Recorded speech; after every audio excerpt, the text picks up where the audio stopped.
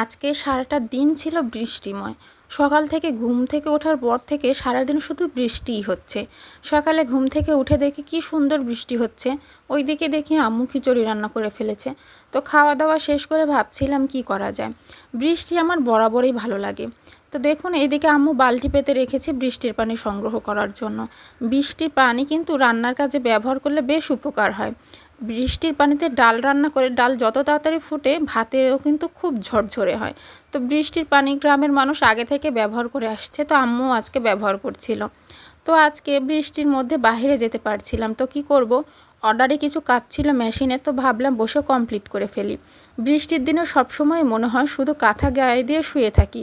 যত তাড়াতাড়ি রান্নাবান্না শেষ করা যায় ততই ভালো। ভাবছিলাম আজকে অল্পের মধ্যে সেরে ফেলবো। আম্মু তো সব রান্নার দায়িত্ব আমার ঘাড়ে দিয়ে বসে আছে। বৃষ্টি হচ্ছে, এদিকে ভাজা পোড়াও খেতে ইচ্ছে করছিল। তো আমি ভাবলাম কি রান্না করা যায়, তো আমি এদিকে খেসারির ডাল ভিজিয়ে রেখেছিলাম বড়া করার জন্য। তো আমি বড়া করতে শুরু করে দিয়েছি। বড়া গরম ভাত দিয়ে কিন্তু বেশ ভালো লাগে, আর যদি বৃষ্টির মতো ওয়েদার হয় তাহলে তো কোনো কথাই নেই। এইদিকে আমি বড়া ভাজছিলাম আর নিজেও খাচ্ছিলাম, আম্মুকেও খাওয়াচ্ছিলাম। আমি আম্মুকে বলছিলাম গরম গরম বড়া আপনি খেয়ে ফেলেন। তো মা আমি বড়া খাচ্ছিলাম আর গল্প করছিলাম। অন্যদিকে আমি রান্না করব রুই মাছ দিয়ে আলু দিয়ে পাতলা করে ঝোল। কিন্তু বরাবরের মতো এই সমস্যা আমার, যতই না আমি কম তেল মশলায় রান্না করতে চাই সেটা কখনোই সম্ভব না। তো আলু এবং রুই মাছ আমি সুন্দরভাবে ভেজে নিচ্ছিলাম। বৃষ্টি হওয়ার কারণে আমি আজকে মাটির চুলায় রান্না করতে যাইনি, গ্যাসে রান্না বসিয়েছি। গ্রিলের ফাঁক দিয়ে আমি বাইরের বৃষ্টি দেখছিলাম আর রান্না করছিলাম। ওয়েদারটা বেশ ভালো লাগছিল আমার কাছে। বৃষ্টি বরাবরই আমার ভালো লাগে। এই কথা শুনেই আম্মু আমার উপর রেগে গেল যে বৃষ্টি আবার কিভাবে সব সময় ভালো লাগে, কিন্তু আম্মুকে হয়তো আমি বোঝাতে পারবো না।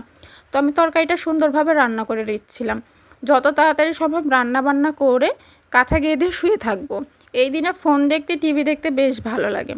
আর যাদের হাতে ফোন আছে তারা তো বুঝবেই যে এই দিনের মর্ম কী, তাই না? তো এই যে তরকারিটা কষিয়ে নিয়ে সুন্দরভাবে আমি মাছ রান্না করে নিয়েছি। দেখুন আবারও আমি তেল বেশি দিয়ে ফেলেছি। তো দুপুরের খাওয়া দাওয়া শেষ করে বিকালে একটু বাইরে কি বের হব, আবার ঝুম বৃষ্টি নেমেছে। তো আজকে সারা দিনটা আমার এভাবেই গেল। আপনারা সবাই বৃষ্টির দিনে কি করলেন জানাবেন। ধন্যবাদ।